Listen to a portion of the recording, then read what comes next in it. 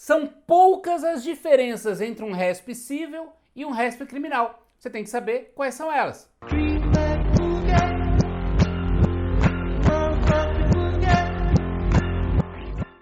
Olá, bem-vindo, bem-vinda. Sou Giovanni Fialho, do Advogado Superior, especialista em tribunais superiores, e hoje nós teremos um assunto sobre RESP criminal. Qual é a diferença e peculiaridades entre ele e o processo civil e as características desse mundo à parte, muitas vezes, que é à luz do CPP. Então, se você ainda não curtiu, não comentou, não compartilhou este vídeo, faça isso, que é a sua forma de me ajudar a democratizar o acesso à jurisdição superior.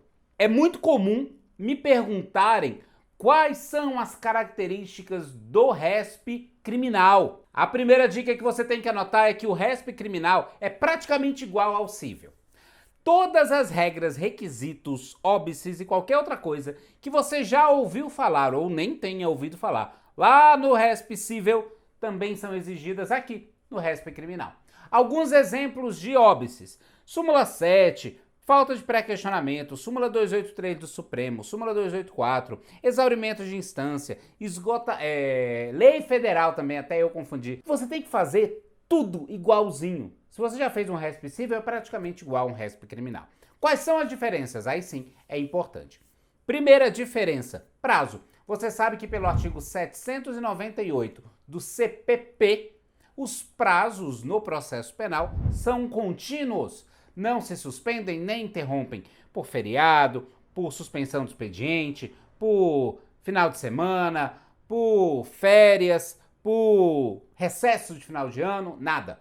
Então, essa é a primeira regra. No processo civil, prazo do RESP, 15 dias úteis. No processo penal, 15 dias corridos. Segunda diferença, que aqui não é bem uma diferença, mas é uma peculiaridade. Não existe no CPP nada sobre recurso especial.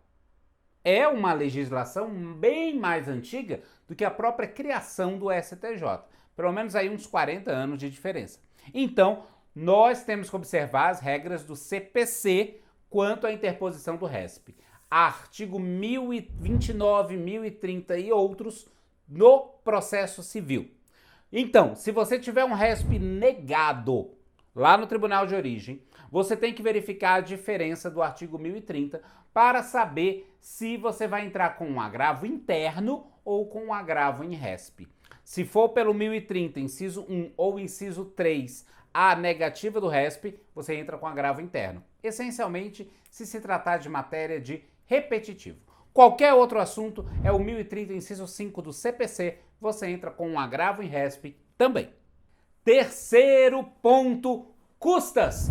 No processo civil, as custas são comuns, né? Gira o processo civil muitas vezes em torno de mufunfa, dinheiro. Aqui no processo penal, você sabe que são outros os bens da vida tutelados, ou que deveriam ser, mas que, de qualquer maneira, existe uma regra quanto a custas. Não se recolhe custas no RESP penal, salvo se tratar de ação penal privada. Ação penal privada. Aí sim, você tem que recolher as custas. De resto, não. Simples assim. Quarto ponto para você anotar aí, esse é muito importante.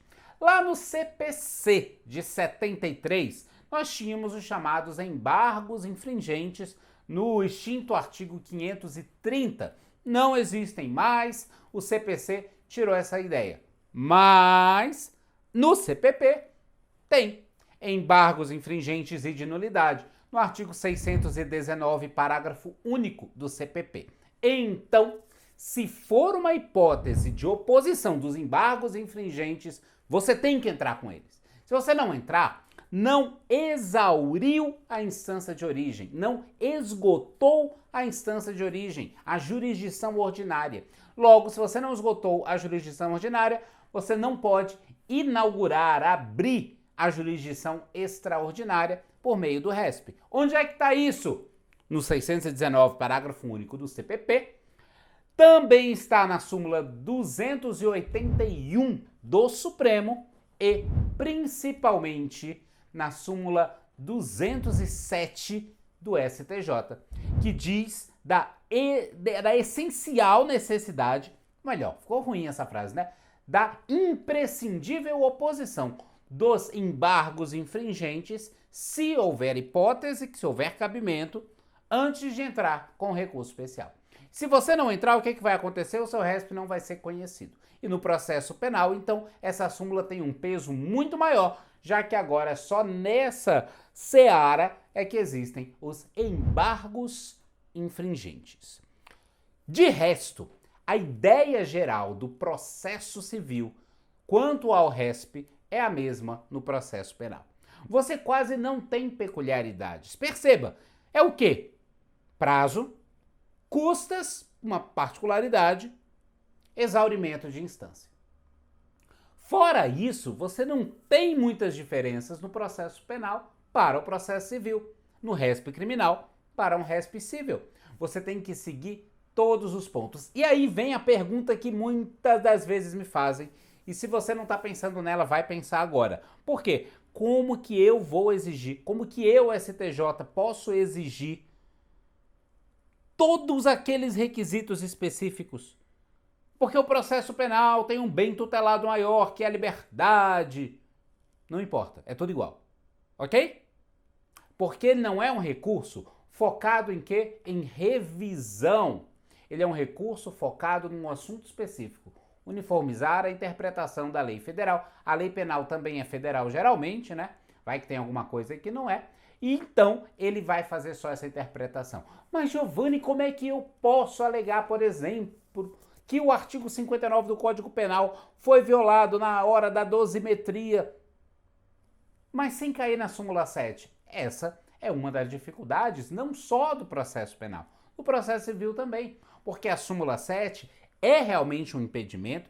E olha, fazer um parênteses aqui, a súmula 7 não é só do STJ, não foi criação do STJ, ela tem previsão na Constituição de 88, como tinha na de 67, na de 46, na de 37 e na de 1934. Então, pelo menos as 5 constituições, nós temos a mesma ideia de direito objetivo. Então, não é só agora, não. E também não é só o STJ. Olha a súmula 279 do Supremo, 126 do TST, 24 do TSE, todas falam a mesma coisa. E essa é a importância de você já estudar também um outro assunto, que é a súmula 7.